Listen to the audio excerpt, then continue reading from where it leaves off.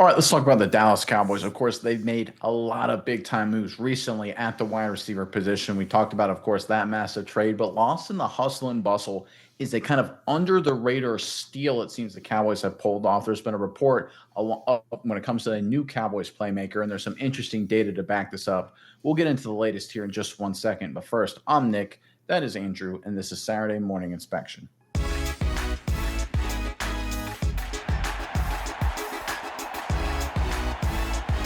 All right, the Dallas Cowboys came into the NFL draft. A lot of people thought they're going to go wide receiver, one of the first couple rounds. They're guaranteed to happen. It, of course, didn't happen. A lot of people were concerned. They traded for Pickens, and of course, a lot of people now feel a lot better about it, and rightly so. But again, there's a potential steal brewing under the radar. We're not talking about the kid from Oregon, Holden, who I think has a lot of bright prospects. But I think the next Cole Beasley, the next great slot wide receiver, could be in Dallas. Let's get into this article here. Then we'll break down the data on the other side. Very interesting stuff here. This is courtesy of Sporting News, the Sporting News. The Cowboys could have an up-and-coming receiver option, and according to Brett Sobleski from Bleacher Report, undrafted free agent wide receiver Josh Kelly is the Cowboys' most exciting undrafted free agent. Mostly young players will be battling for the fifth and sixth spots on the roster. Josh Kelly posted significant numbers during his final two collegiate seasons between the Washington State Cougars and Texas Tech Red Raiders. The wide receiver caught 150 passes for 1,946 yards and 13 touchdowns between those two stops. He does lack top end speed and suddenness. However, Kelly can still be an effective target when working off the line of scrimmage, running sharp routes in the underneath the intermediate ranges, and playing through contact. All right, reading through all that noise, this kid is a heck of a slot receiver. And I mean, when you look at his numbers, it jumps off the page. Let's go ahead and pull up our first chart here in terms of what we're talking about. So I looked at Josh Kelly, undrafted free agent, and compared him to the top slot receivers in all of college football last year, some big name draft picks as well. And we got it on the screen here. This is a slot receiving grade according to the folks over at PFF. And you have Jalen Noel, who was drafted by the Houston Texans to be their slot receiver. You got Emike Ibuka from Ohio State, a great all-around wide receiver who played a lot of slot in college. You have Xavier Restrepo from Miami, who was considered to be the best slot receiver, bar none, in all college football last year, undeniably so. And there you have Josh Kelly. Again, look at these numbers here. You got Noel, Ibuka, Restrepo, Kelly, and Kelly has a better slot receiving grade than everybody except Xavier Restrepo, and he is right behind Restrepo, right? So again, you've got a kid here in Kelly sliding under the radar. No one's paying attention to him, but as a slot receiver in college last season, based on the analytical data that PFF did, he is looking really, really good. A lot of people said Xavier Restrepo is a little undersized. That's why he fell undrafted. Kelly's a little bit bigger, a little bit thicker, has a little bit better frame to him, a little bit better measurables, a little bit better athlete. He is actually more in terms of physically gifted than Restrepo, and his receiving grade is basically at the same level, just a little bit behind and ahead of guys like Ibuka and Jalen Noel. But when you get into the raw data, it looks good as well. So it's not just analytics, it's the raw data. This first chart here is highlighting slot receiving yards and yards after catch. So again, this is receiving yards and yards after catch when you lined up in the slot last season. So you can see Noel, his numbers there, receiving yards in blue, yards after catch in red. Ibuka, receiving yards in blue, yards after catch in red. Restrepo, receiving yards in blue, yards after catch in red. And there's Josh Kelly, once again, significantly better on the far right than Noel and Ibuka in terms of receiving yards and yards after catch. He is slightly behind Restrepo in overall receiving yards, but significantly ahead in yards after catch. And I like bringing up yards after catch for a slot receiver because that's where you make your money, right? You make your money in one of two phases. You have the separation on your route running to get open, or you have separation in terms of after the catch. Are you a guy that can turn a 4-yard reception into 9, an 8 into 12, a 7 into 17?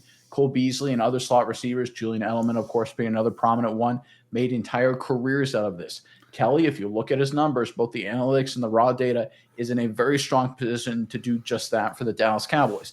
Now, look, he still has a long road to hoe in front of him to make this roster. But when you look at what the Cowboys actually need in terms of receiver position, that slot role, that Cole Beasley role, is still kind of open. It's still kind of a question mark. CeeDee Lamb plays a lot of slot. I understand that. But you really want the routes that a Julian Edelman, a Wes Welker, a Cole Beasley would run strictly for CeeDee Lamb. That's a lot of contact. I want him to do a little bit more creative things, utilize his amazing athletic gifts. Of course, we got Pickens on the outside. Turpin can do some great things. I think we need that fifth receiving option, that 3rd down and 5, that red zone guy that can win those one-on-one matchups and get those big conversions. I think that's what the Cowboys have been missing at a number of key instances over the last 2, 3, 4 years. And I think Kelly may be, again, it's early, but if you look at the data and you look at the reports, it sounds like he may be and has a good chance to be a critical answer for the Cowboys at that position. All right, Miles, I'm curious what your thoughts are on this. But first, Cowboys fans in the comment section below, who do you want the Cowboys to have as their number 5 receiver, right? If you look at the top of the names, of course, you look at Lamb, you look at Pickens, you look at Turpin, you look at probably Tolbert is in the mix too. That seems to be the top 4 guys. I think that's pretty well agreeable at this point.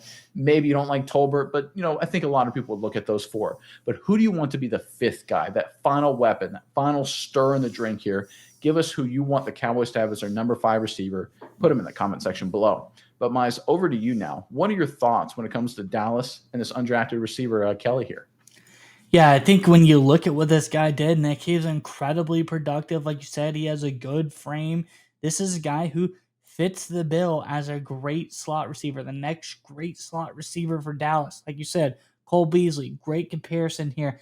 I think this guy is something special because when you look at what he did in college, he can really turn it on. You talk about games where he had a lot of yards. Let's talk about games where he had over 80 yards in a game.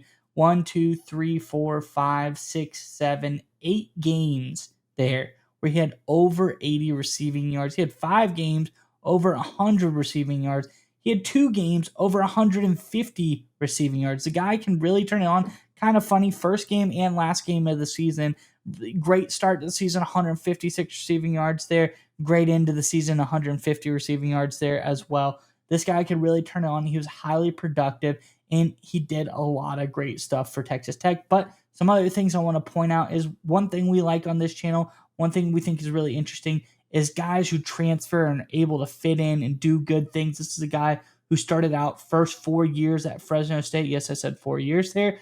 And he did a lot of good things at Fresno State. I think he was up and down. Then he transfers, goes to Washington State, Wazoo, goes out, has a great season there, 930 yards, 8 touchdowns. What does he do? Transfers again. Yes, this is now his 6th year in the college football world. Very mature, had a lot of reps under his belt, guy that knows what to do.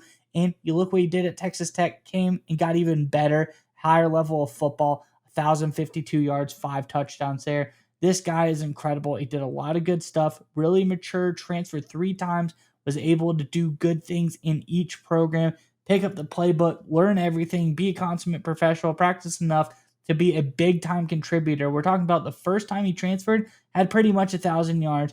The second time he transferred again, another 1,000 yards. So he became probably one of the top receiving targets for those teams, back-to-back years.